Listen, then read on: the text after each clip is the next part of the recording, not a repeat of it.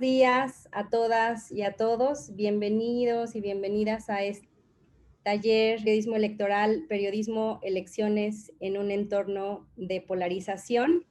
Este es un taller organizado por el Seminario Interdisciplinario de Estudios de Prensa y Poder del programa de periodismo del CIDE. Gracias por estar en este seminario. Y Grisel va a presentar a la magistrada. Buenos días a todas y a todos.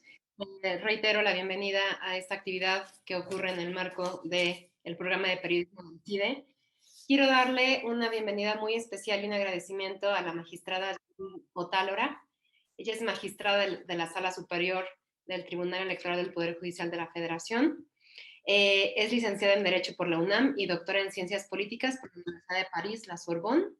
Fue secretaria e instructora en la Sala Superior, magistrada presidenta de la Sala Regional Ciudad de México y titular de la Defensoría Pública Electoral para Pueblos y Comunidades Indígenas en el Tribunal Electoral del Poder Judicial de la Federación.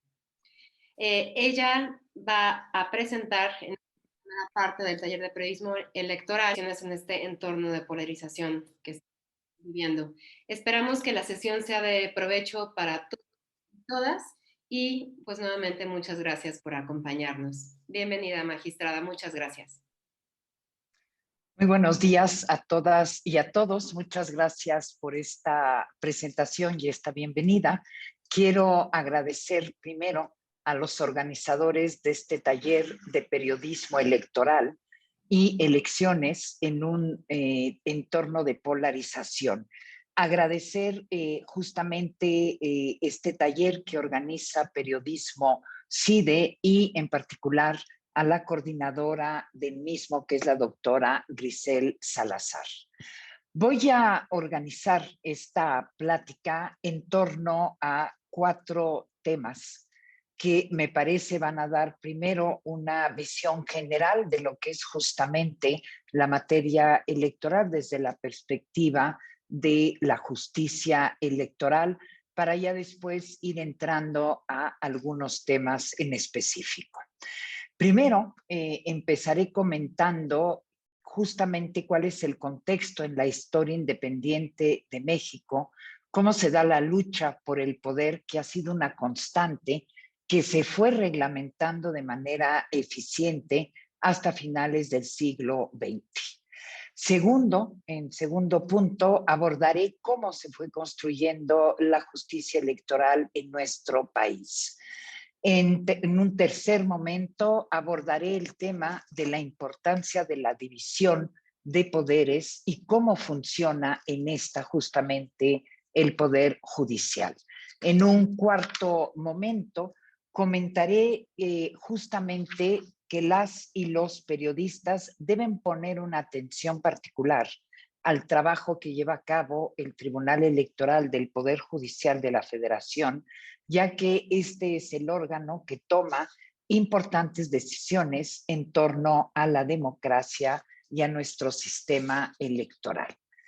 Después haré algunas presentaciones de justamente cómo hemos avanzado en la agenda de los derechos humanos a través de las sentencias emitidas por el Tribunal Electoral y en particular por la Sala Superior.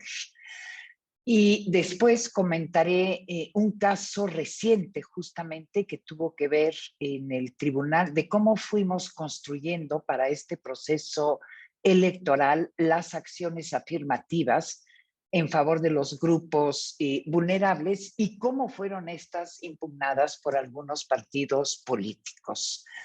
Y finalmente voy a concluir explicando el deber que tenemos quienes impartimos justicia de construir una justicia abierta, que es justamente la única manera de construir este vínculo, no solo con la sociedad civil, sino también con los medios de comunicación. Voy a la historia independiente de nuestro país y la lucha por el poder que se ha dado en esta etapa. Si bien la democracia es un ideal desde hace ya varios siglos y en México tenemos importantes constituciones desde el siglo XIX, estas lo único que contenían eran principios generales.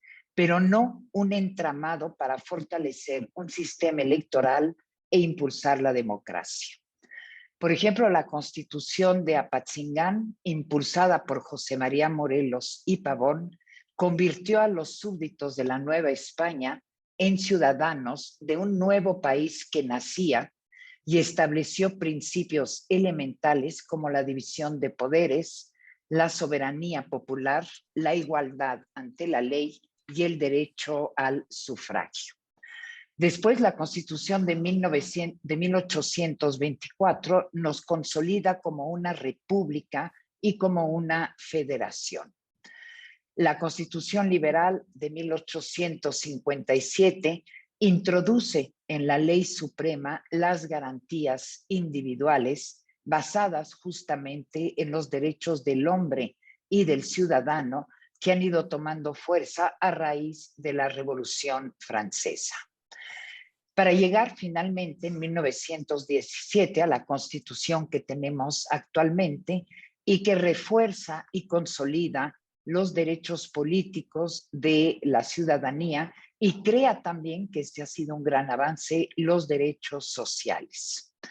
Y no obstante la importancia de nuestras constituciones, a la larga estas han resultado insuficientes para regular democráticamente la renovación de los órganos de gobierno y de representación en México.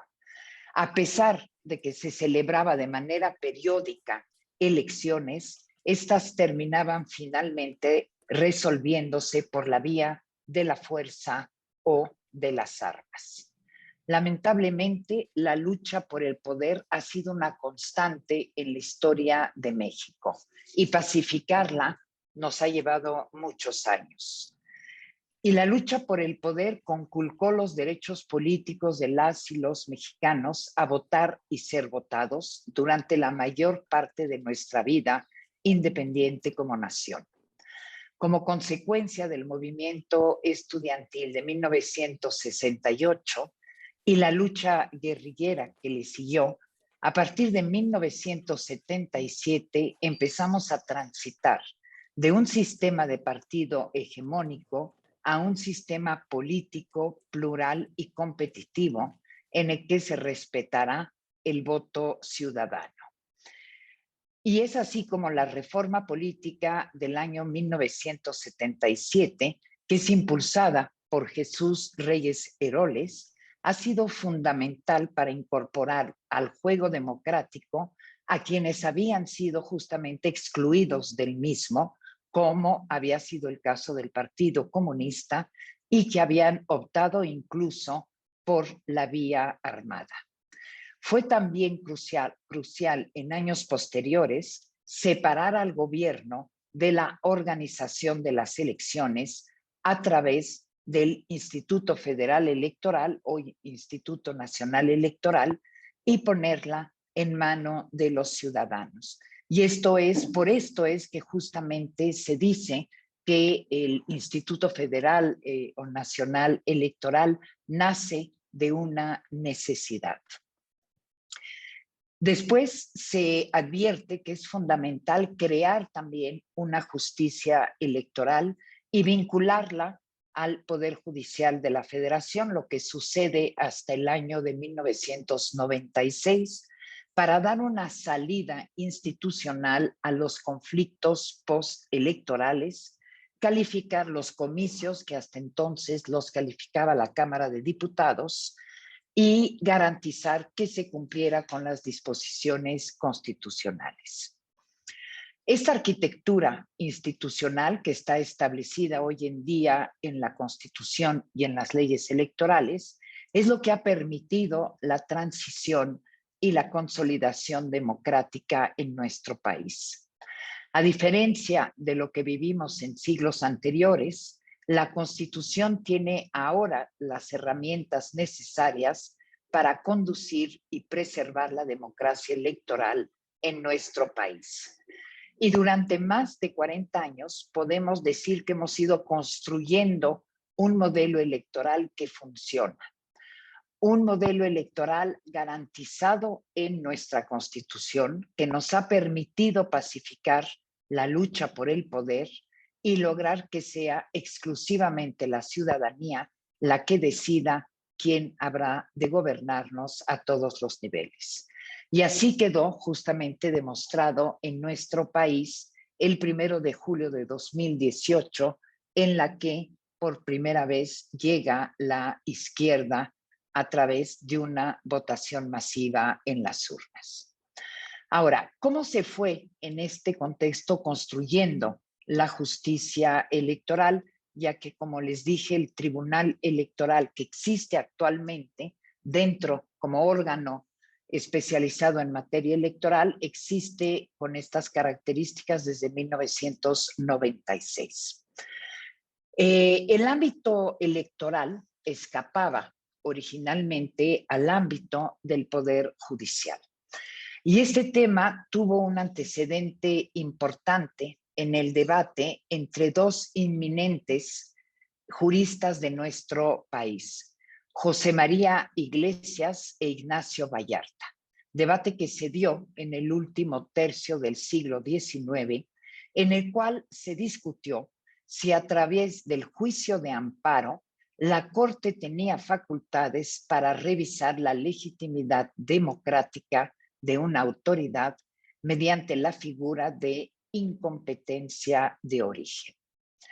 Y si bien en los criterios iniciales se apoyó la tesis defendida por José María Iglesias, con el tiempo triunfó y se fue consolidando el criterio contrario impulsado justamente por Ignacio L. Vallarta, que inhibió el conocimiento de temas vinculados con la validez de los comicios y con ello se logró evitar confrontaciones con los poderes ejecutivo y legislativo. Y esta situación cambia un siglo después, en el año de 1977, cuando se establece el recurso de reclamación ante la Suprema Corte de Justicia de la Nación, pero especialmente con la reforma constitucional de 1993, que creó la Sala de Segunda Instancia, integrada por miembros del Poder Judicial al interior del entonces Tribunal Federal Electoral. Y esta modificación significó tanto un esquema mixto de calificación, es decir, administrativo y jurisdiccional, así como la participación ya directa del Poder Judicial en la solución de los conflictos postelectorales. Y este diseño tuvo resultados positivos y por ello, en la reforma constitucional de 1996, la justicia electoral se vincula y se incorpora directamente al Poder Judicial de la Federación y surge así el actualmente vigente Tribunal Electoral del Poder Judicial de la Federación. Aquí nada más quiero abrir un paréntesis para decirles que este modelo solo aplica a nivel federal. A nivel de las entidades federativas, todos los tribunales electorales son autónomos, no integran a los tribunales superiores de justicia. Y esto es una diferencia importante y ya veremos por qué más adelante. Ahora, desde esta reforma de 1996, el Poder Judicial es finalmente el que contribuye a consolidar la democracia en México, pacificar la lucha por el poder entre los partidos políticos, grupos y actores políticos, pero también y sobre todo, proteger los derechos político-electorales de la ciudadanía e irlos ampliando a lo largo de los años. Y la diferencia es que esta reforma faculta a la Suprema Corte de Justicia de la Nación para ejercer un control constitucional de las leyes electorales, es decir, las acciones de inconstitucionalidad que pueden, determinado número de firmantes, impugnar la validez constitucional de las leyes ante la Suprema Corte de Justicia. Y el Tribunal Electoral, lo que está facultado a través de la Constitución, es exclusivamente a un control constitucional de los actos electorales. Y sí puede el tribunal inaplicar una norma por considerarla contraria a la Constitución, pero acorde con la norma solo puede inaplicarla al caso concreto que está juzgando. Ahora, ¿cómo funciona este Poder Judicial en México? No solo esta división de poderes es fundamental a nivel de nuestra democracia, pero también de nuestro orden constitucional. Y es lo que permite justamente que los diferentes poderes, los tres poderes, se limiten y se moderen entre ellos en un sano sistema de pesos y de contrapesos. Entre ellos tiene que existir un equilibrio fundamental sin que pueda afirmarse que hay preeminencia de uno sobre otro, ni rivalidad, obviamente, entre los mismos, sino un ejercicio armonioso de funciones y atribuciones que se complementan y permiten la realización de los valores supremos de un Estado democrático. Así, el Poder Judicial de la Federación tiene en su cúpula a la Suprema Corte de Justicia de la Nación, posteriormente al Tribunal Electoral, luego al Consejo de la Judicatura Federal y finalmente juzgados de distrito y tribunales de circuito. La Suprema Corte se integra por 11 ministras y ministros y es justamente quien resuelve las controversias constitucionales y las acciones de inconstitucionalidad, y es aquí donde incide la Suprema Corte en la materia electoral. El Consejo de la Judicatura Federal, que está integrado actualmente por 2 consejeras y 5 consejeros, es presidido también por el presidente de la Suprema Corte de Justicia y es el órgano a grandes rasgos que lleva a cabo la administración de todo el Poder Judicial, excepción hecha de la Suprema Corte y del Tribunal Electoral, y que lleva la organización de la carrera judicial dentro ahora de todo el Poder Judicial de la Federación, la disciplina, los ascensos, el ingreso. Y quiero aquí decirles que la administración del Tribunal Electoral, y quizá con esto podrán entender mejor un conflicto que salió hacia la luz pública hace aproximadamente un mes dentro del Tribunal Electoral. En la administración del tribunal la lleva a cabo una comisión de administración. Esta es una disposición constitucional. Y esta comisión de administración está integrada por quien presida al tribunal, una o un magistrado del Tribunal Electoral y 3 consejeros de la Judicatura Federal. Aquel que es nombrado por el Poder Ejecutivo, uno de los nombrados por el Senado de la República y uno de los designados por la Suprema Corte de Justicia. Es decir, como podrán ver, en la administración de los recursos públicos del Tribunal Electoral intervienen finalmente voces de todos los poderes. Y esto de alguna manera es lo que da certeza en cuanto al uso debido de los recursos. Ahora, abordando el tema del Tribunal Electoral, este está organizado por una sala superior y 5 salas regionales más una sala regional especializada. La sala superior está integrada por 7 magistraturas, en tanto que las salas regionales están integradas por 3 magistraturas.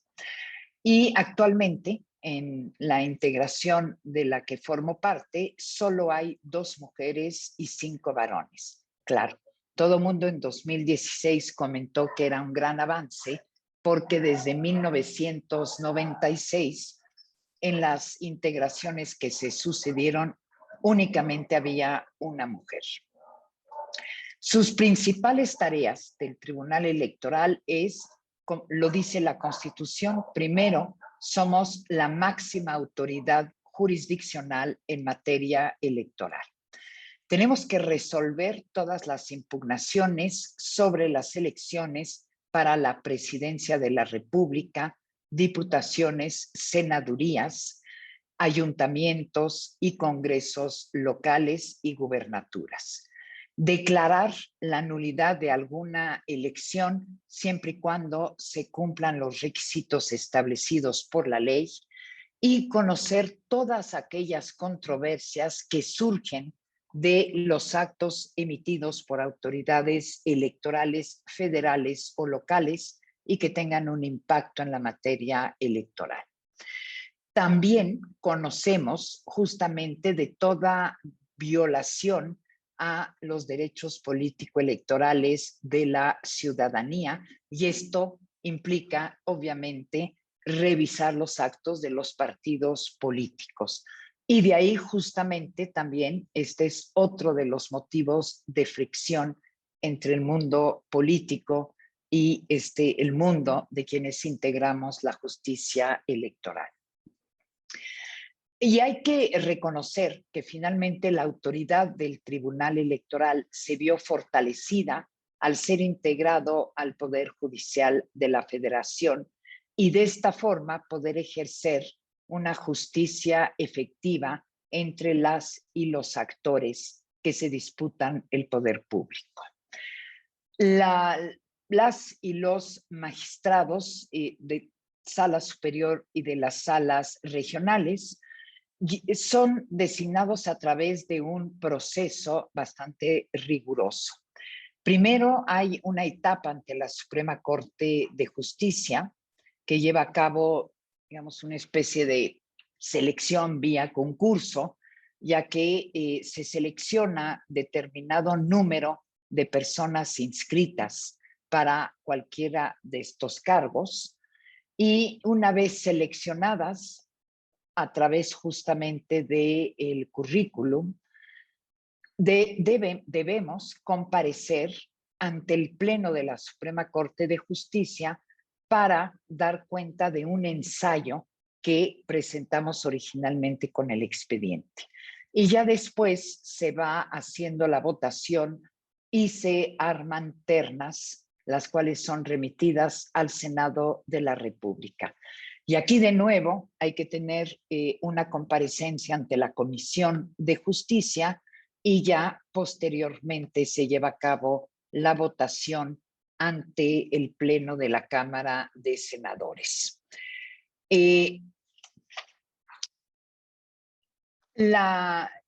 Quien preside el Tribunal Electoral tiene que rendir un informe anual de actividades y este se rinde ante la Suprema Corte de Justicia. Incluso se rinde en el Salón de Plenos de la Suprema Corte de Justicia ante ministras, ministros y las y los integrantes del Consejo de la Judicatura Federal. Ahora, ¿por qué esta explicación, por una parte, de cómo está organizado el tribunal? En muchas ocasiones ustedes van a ver notas en la prensa que dicen el Tribunal Electoral declara inexistente la violación a la veda electoral por parte del presidente de la República. Quizá la información no sea del todo correcta, porque quien decide primero es la sala especializada. Y al anunciarlo como el Tribunal Electoral parecería que ya es una determinación definitiva. Y no es el caso. Entonces, el comprender esta organización en diversas salas permite justamente informar a la opinión pública de si la decisión tomada en la justicia electoral es la última palabra o todavía puede ser impugnada. y todas las decisiones y sentencias de las salas regionales pueden ser impugnadas ante la sala superior. Que procedan es otro tema, pero que pueden ser impugnadas lo son, y generalmente las decisiones de esta sala especializada, que es la que se ocupa justamente de todas las violaciones de propaganda política en radio y televisión, en medios de comunicación, es la sala especializada. Todo lo que decide la sala es revisado por la sala superior. Las medidas cautelares, que es otro tema que les interesa a ustedes, las medidas cautelares las decide primero el Instituto Nacional Electoral y posteriormente casi todas suelen ser impugnadas con nosotros. Para que tengan una idea, actualmente estamos recibiendo 2 impugnaciones por propaganda electoral, por medidas cautelares al día, ya sea por spots, ya sea por declaraciones en algún periódico de algún actor político, obviamente, no de periodistas, que son justamente lo que revisamos en la sala superior. Y eso es lo que les da una idea de lo competitivo que está haciendo este proceso electoral. En el año 2018, excepción hecha del spot que a lo mejor recuerdan, en el que se pusieron a niños y niñas en un spot, pero cada niño y cada niña representaba a una o a uno de los candidatos a la presidencia de la República. Y se pronunciaban los niños en torno a la reforma educativa. Pero este fue un spot pagado por particulares. Entonces, inmediatamente se bajó del aire porque está prohibido, que quisieron disfrazarlo al poner a niños, pero los niños caracterizaban muy bien a cada uno de los candidatos y el tribunal, por mayoría de votos, una decisión 4-3, determinó en efecto bajar este spot y sancionar a quienes lo mandaron a hacer y pagaron las televisoras. Entonces, por aquí ya vamos viendo la importancia que el periodista, la periodista, ponga un especial y particular interés en lo que hace el Tribunal Electoral y sus decisiones. Personalmente, considero que hay que poner justamente esta especial atención porque es ahí donde se toman finalmente decisiones fundamentales para nuestra democracia. En este año se van a llevar a cabo el proceso más grande que se ha llevado en la historia de México.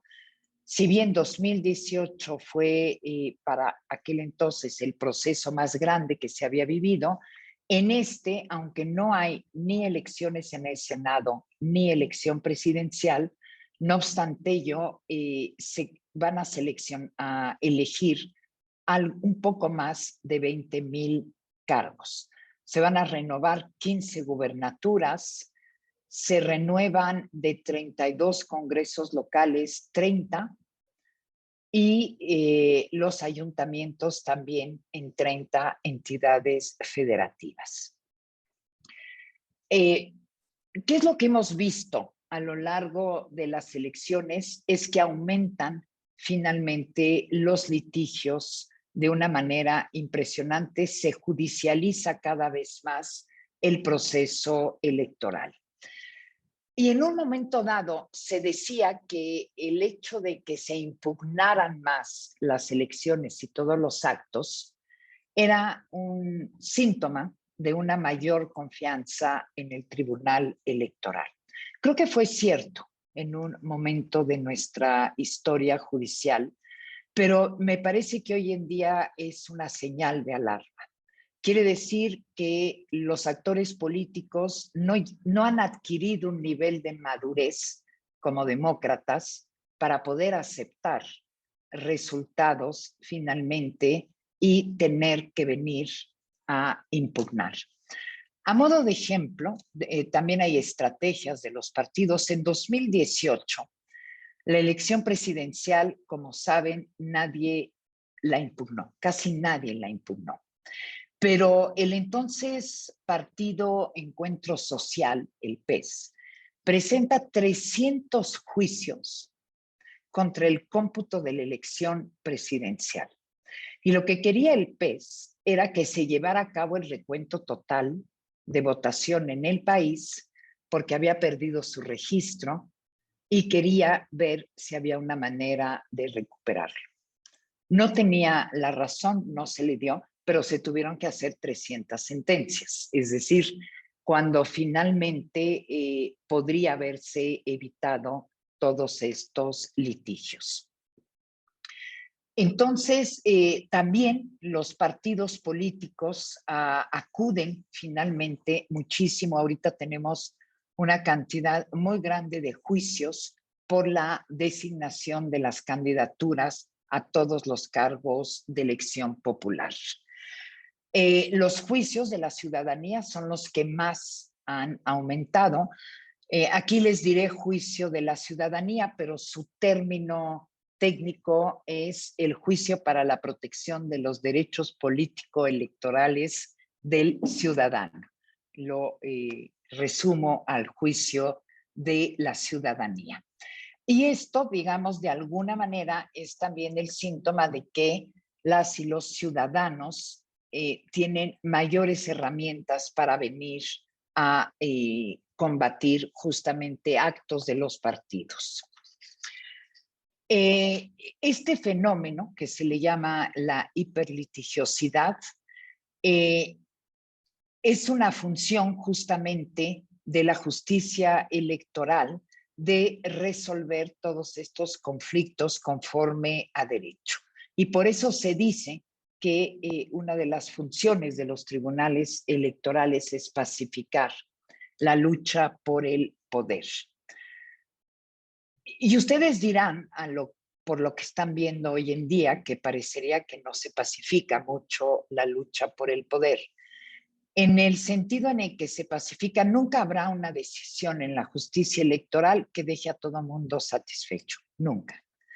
Siempre habrá una mitad enojada y una mitad contenta. Lo que sí hemos logrado es que esta lucha por el poder político ya no se resuelva a través de armas o de movimientos sociales, sino de instituciones que lo hacen.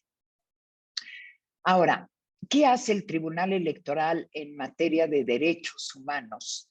Y me parece que esto es algo muy importante que hay que abordar, porque desde 1996 que existe este tribunal, el avance en los derechos político-electorales de la ciudadanía ha sido enorme. Aquí quiero señalar que si bien es importante que al término de una elección, cuál es la fuerza política que gana, cuál es la que pierde, me parece que lo más importante, y es uno de los debates que se llevan en campañas, es qué tanto avanzan los derechos humanos, por ende los derechos políticos, a través de las elecciones. Y aquí es donde tenemos que ver justamente que la democracia va más allá de una jornada electoral. La democracia es una forma de vida con valores como justamente la tolerancia y la inclusión, donde es fundamental fortalecer la forma en la que nos relacionamos los integrantes de la sociedad y garantizar una igualdad real a los grupos vulnerables y a las minorías. Ver si gana una opción política u otra es importante, pero sigo insistiendo, lo más relevante es el avance de los derechos políticos de las minorías.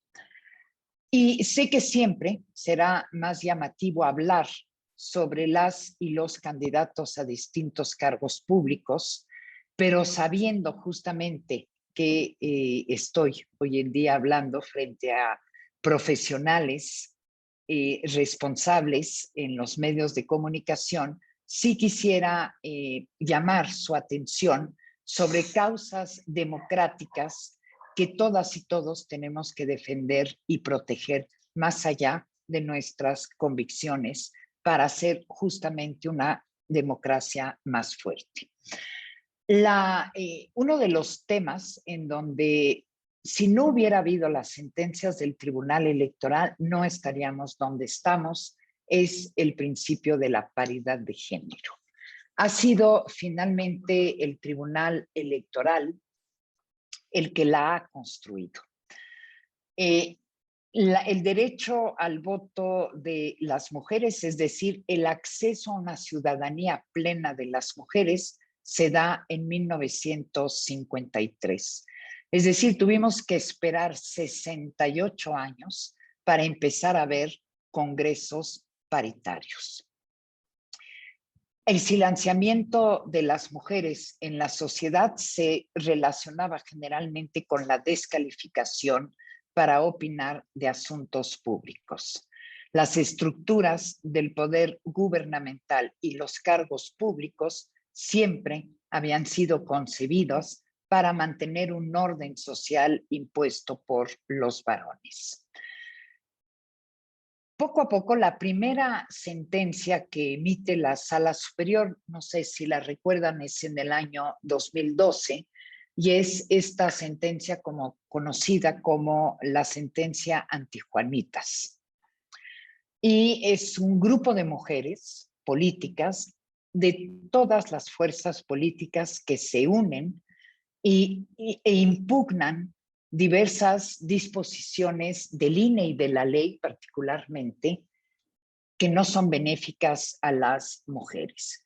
Y aquí lo que hace la Sala Superior es decirle a los partidos políticos que tienen que respetar la cuota de género, sea cual sea el método de elección de sus candidaturas.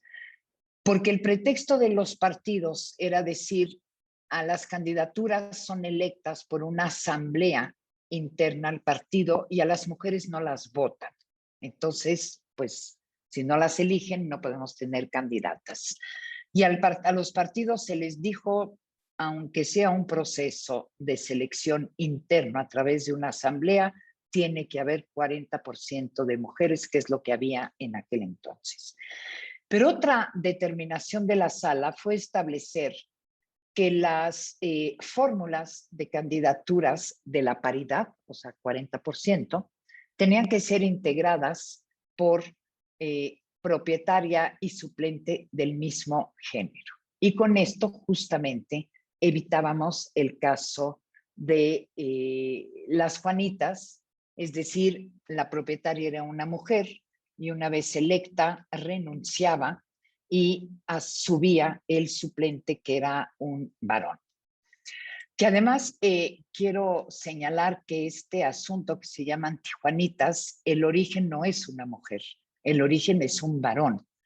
Como no sé si recuerdan justamente la elección para, en aquel entonces todavía era la elección para delegado en la delegación Iztapalapa, en donde se cancela la candidatura de Clara Burgada y sube Juanito. No recuerdo cuál era el apellido de Juanito, y el compromiso de Juanito era que una vez electo renunciara para que Clara pudiese subir y asumir el cargo. Pero Juanito no quiso renunciar, la renuncia no fue tan fácil.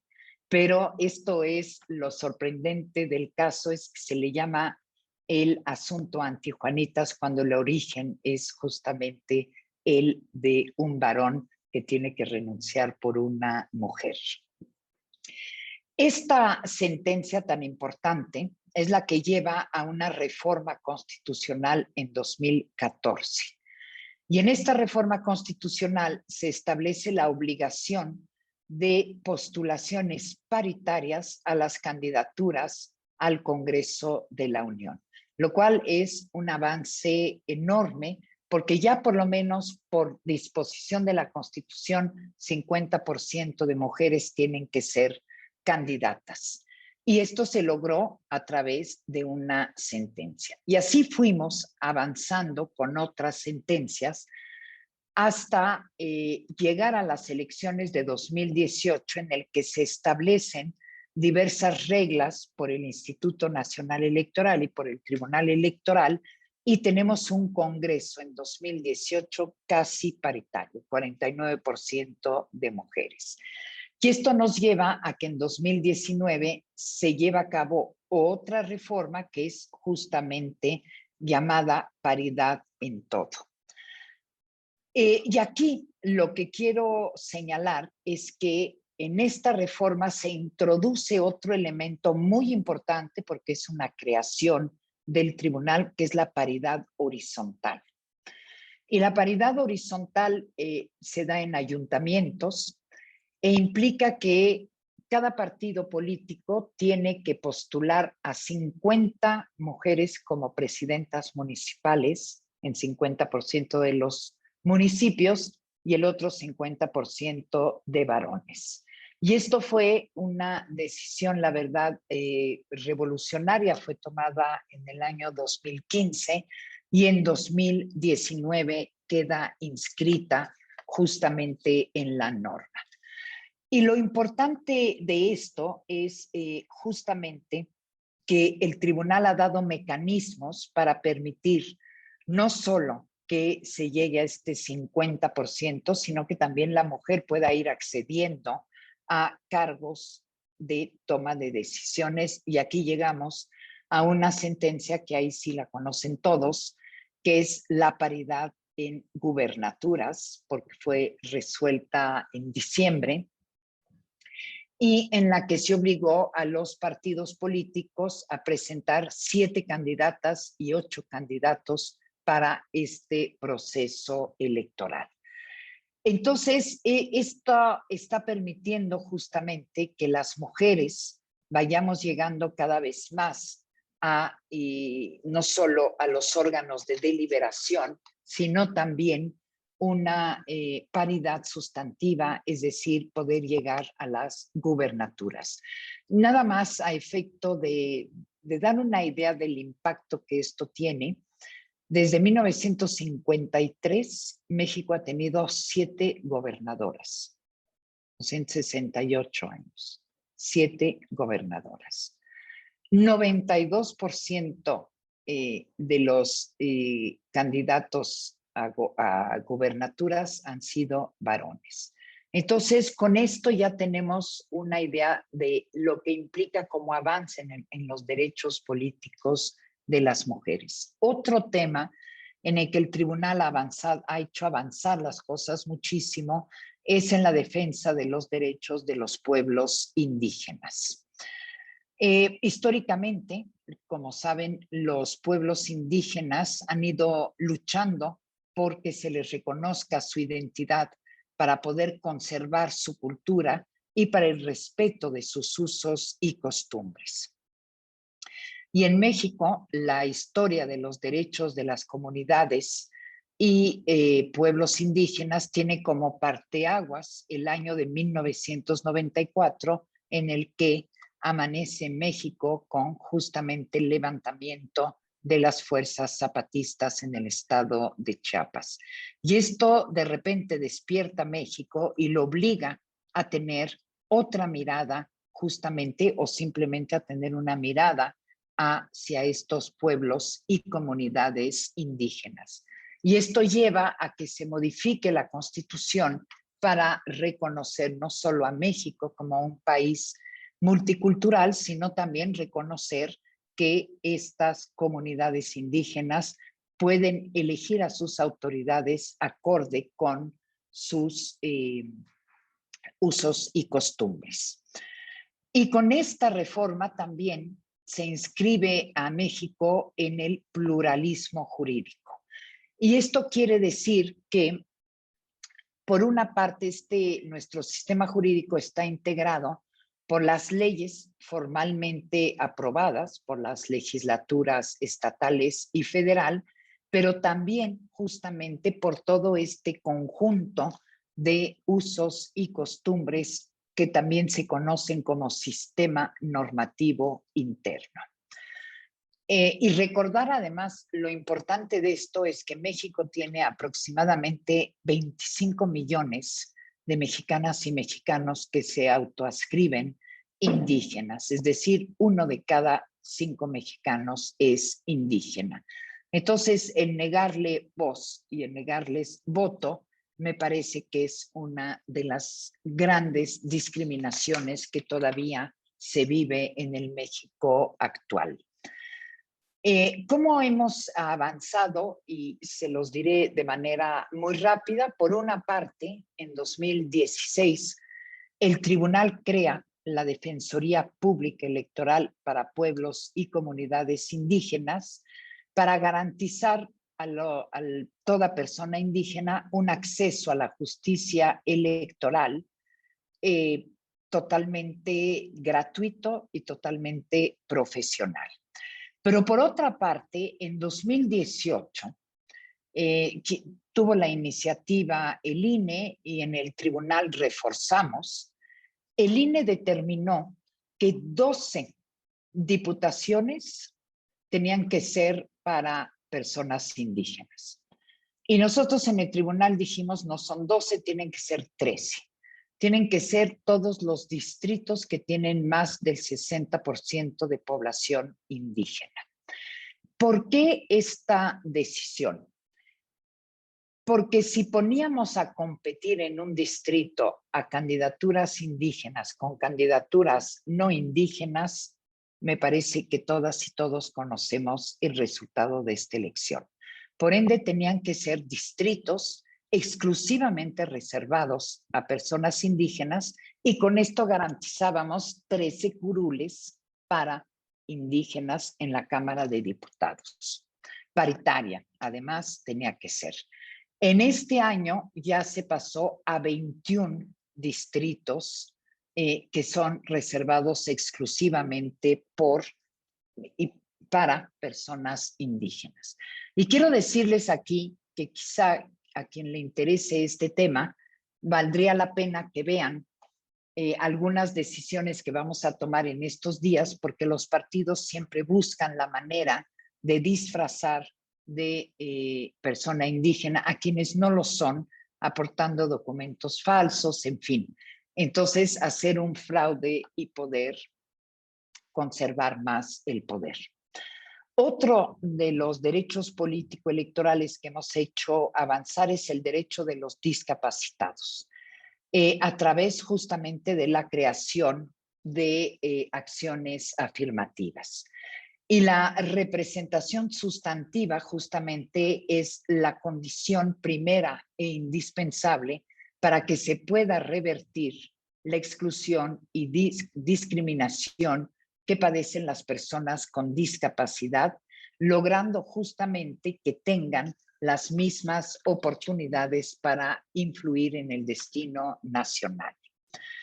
El artículo 29 de la Convención Internacional sobre los Derechos de las Personas con Discapacidad de la ONU establece, México es parte de esta convención, que los estados deben garantizar los derechos político-electorales de las personas con discapacidad, así como garantizar que los puedan disfrutar en igualdad de condiciones.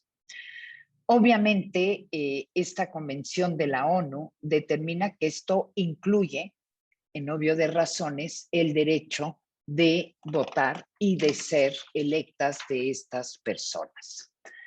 A la vez, tenemos el artículo 1 de la Constitución Política que pone a todas y a todos en un plan de igualdad ante los derechos que tiene la Constitución Política y que además establece el principio de que todo juez tiene que potencializar el ejercicio de los derechos humanos. Entonces, hemos primero, a nivel de entidades federativas, desde 2017, empezamos ordenando a los congresos locales a legislar una cuota para personas con discapacidad en el seno de sus congresos locales. ¿Qué es lo que hicimos para este año fue ordenarle al INE que tomara medidas afirmativas para los grupos vulnerables. Y aquí voy justamente a cómo resolvió el Tribunal Electoral este asunto que quizá pasó un poco desapercibido en los medios de comunicación.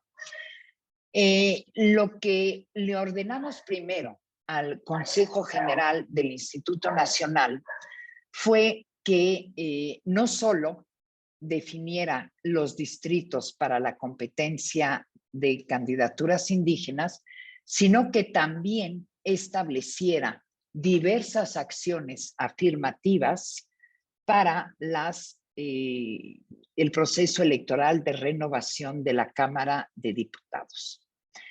¿Qué hizo el INE? El INE estableció para las personas con discapacidad, los partidos tienen que tener 8 fórmulas de personas con discapacidad, 6 electas por el principio de mayoría relativa y 2 por el principio de representación proporcional. Y estas 8 fórmulas obviamente tienen que ser paritarias. Para las personas afromexicanas tiene que haber 4 fórmulas integradas de manera paritaria, 3 por mayoría relativa y 1 de representación proporcional. Y para las personas de la diversidad sexual y de género, 3 fórmulas integradas de manera paritaria, 2 por mayoría relativa y 1 por representación proporcional. Y quiero aquí explicarles que lo que hizo el INE, y lo confirmamos, es que en representación proporcional, todas estas acciones afirmativas tienen que ir en los 10 primeros lugares de las listas. Y esto es sumamente importante porque en elecciones muy competidas, generalmente quienes llegan vía representación proporcional son los primeros lugares. Entonces, de esta manera se les garantiza realmente el poder acceder al poder. El poder acceder al poder, sí. Y la última acción afirmativa que creamos es para las personas residentes en el extranjero. El INE dijo que no había condiciones para hacerlo y no obstante ello, nosotros ordenamos justamente que se establecieran 2 candidaturas en las listas para personas mexicanas y mexicanos residentes en el extranjero. Esto es a nivel de la posibilidad de ser electas y de ser electos. Quiero recordar una sentencia de hace aproximadamente 1 año y medio, que es muy importante para México. Si ustedes se dan cuenta, en México hay suspensión de derecho político de votar de facto. Es decir, quienes están retenidos en la cárcel de manera preventiva no pueden votar aunque no estén suspendidos sus derechos políticos. Las personas enfermas que no pueden salir de sus domicilios no pueden votar. Quienes están hospitalizados tienen suspendido su derecho de voto. Quienes trabajan en justamente instituciones de salud o en el ejército tienen suspendido su derecho de voto. Y esto es algo muy grave que tendrá que resolver el Instituto Nacional Electoral. Pero lo que sí logramos en el tribunal fue ordenarle al instituto que para este año se instalaran casillas en los centros de detención, las cárceles, para efecto de que las y los presos que no han sido definitivamente condenados puedan votar, como sucede en muchísimos países del mundo. Se van a instalar algunas casillas en las cárceles y ya veremos. El INE normalmente tiene que establecer esto ya generalizado en todo el país para las elecciones de 2024. Y para concluir el tema de los derechos, no quiero olvidar uno que se me hizo fascinante, en mi opinión, es el derecho de voto de las personas desplazadas. Como saben, en México, ya sea por razones religiosas, por narcotráfico, por violencia, familias enteras se ven obligadas de salir huyendo de su lugar de residencia e instalarse generalmente en campamentos o por lo menos en otro lugar que es el de su residencia, y son justamente las y los desplazados. Y en 2018 llegó un grupo de ciudadanía de Chenaló, de cerca de 200 personas desplazadas por un conflicto religioso y de tierras, que estaba viviendo en un campamento en San Cristóbal de las Casas y que no iba a poder votar en 2018 más que por presidente de la República. A estos desplazados lo que les interesa es votar por su Congreso local y por la presidencia municipal, de manera a poder regresar. Entonces le ordenamos al Instituto Nacional Electoral que estableciera una casilla en este campamento para que todos los mayores de 18 años pudiesen votar. Pero otro elemento muy importante es que todas estas personas salen huyendo, es decir, dejan todas sus pertenencias, incluso las mínimas, es decir, llegan a campamentos sin credencial de elector. Se obligó al Instituto Nacional a que les entregara credenciales de elector a los mayores de 18 años y que no exigiera la comprobación de un domicilio, ya que en un campamento organizado de manera improvisada, esto no constituye un domicilio y por ende no se puede acreditar. Entonces, creo que estos son decisiones muy importantes, que es lo que me lleva finalmente a decirles por qué considero que se tienen que seguir, más allá de lo anecdótico, estas decisiones que pueden ir cambiando finalmente la cara del México que tenemos hoy en día. Y para concluir, haré algunas referencias justamente al tema de la justicia abierta que tenemos que tener, particularmente los tribunales electorales, que yo les diría que en el 99% de los casos no trabajamos con datos protegidos, porque todos los que acuden a la justicia lo acuden generalmente reconociendo y asumiendo su identidad. Solo en algunos juicios laborales nos han pedido la reserva de los datos o algún que otro caso de violencia política hacia las mujeres que la víctima solicita que se oculten sus datos. ¿Y por qué es importante esta justicia abierta? Porque justamente lo que nosotros tenemos que hacer por el tipo de conflictos que resolvemos es garantizar justamente la confianza de la ciudadanía en sus procesos democráticos, y esto implica la confianza en sus instituciones que los organizan y los supervisan. Quienes contamos justamente, estamos en esta tercera rama del poder público, no contamos con esa legitimidad que otorga el voto popular. Entonces, la legitimidad de nuestro actuar la tenemos que construir a partir justamente de nuestras acciones y de nuestras decisiones. Y la justicia abierta es lo que nos permite, es decir, transparentar no solo nuestras decisiones, para eso son las sesiones públicas, pero también una serie de actuaciones, el manejo de presupuesto, en fin, toda una serie de temas que se tienen que transparentar para dar cada vez más elementos de confianza.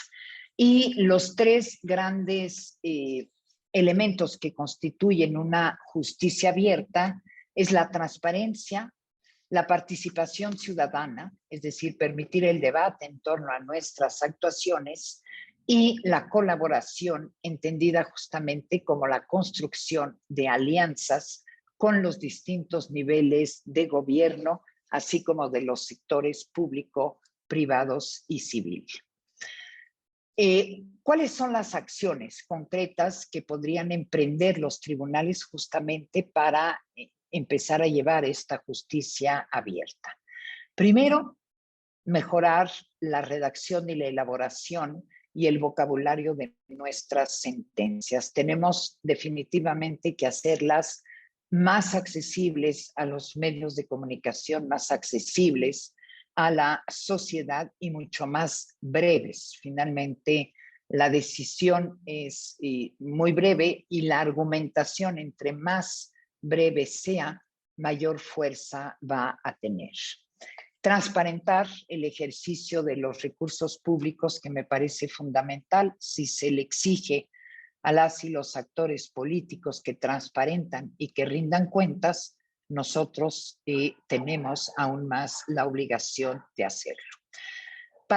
Fomentar la participación de la ciudadanía, y una forma de fortalecer esta participación en la justicia electoral es a través de la presentación de los escritos conocidos como amicus curiae, que son amigos de la Corte, y que permite que la sociedad civil pueda presentar escritos en asuntos para fortalecer a la parte actora. También, como cuarto elemento, justamente estrechar las relaciones con instituciones jurisdiccionales y con la academia. Como les decía al inicio, hay tribunales electorales locales, hay uno en el ámbito federal, hay un Instituto Nacional Electoral y hay estos institutos en cada una de las entidades. Si no hay una solidaridad y un actuar en conjunto por parte de todas estas instancias, lo único que logramos es debilitar la democracia. Los invito a seguirnos también, tanto a la magistratura, a través de nuestras redes sociales. Me parece que todas o casi todos tenemos redes sociales. También se pueden seguir nuestras sesiones a través de YouTube cuando no son transmitidas a través de la televisión, pero a través de YouTube se pueden seguir.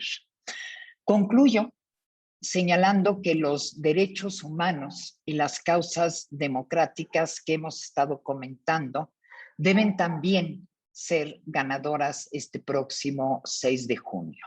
Y lograrlo va a ser una responsabilidad de todas y de todos. Como ciudadanía tenemos que aprender a hacer un voto diferenciado y también empezar a votar por causas distintas a las nuestras, y creo que esto refuerza a la democracia. Y hay que tener conciencia de que nuestra democracia nunca queda terminada, sino que se va construyendo y mejorando día a día. Por eso hay que seguirla impulsando diariamente en todos los ámbitos, como lo hacen ustedes desde su ejercicio del periodismo, bajo la idea de que los problemas de la democracia únicamente se van a resolver con más democracia. Y recordar finalmente que la democracia es lo que permite que las cosas buenas sucedan. Muchas gracias por su atención.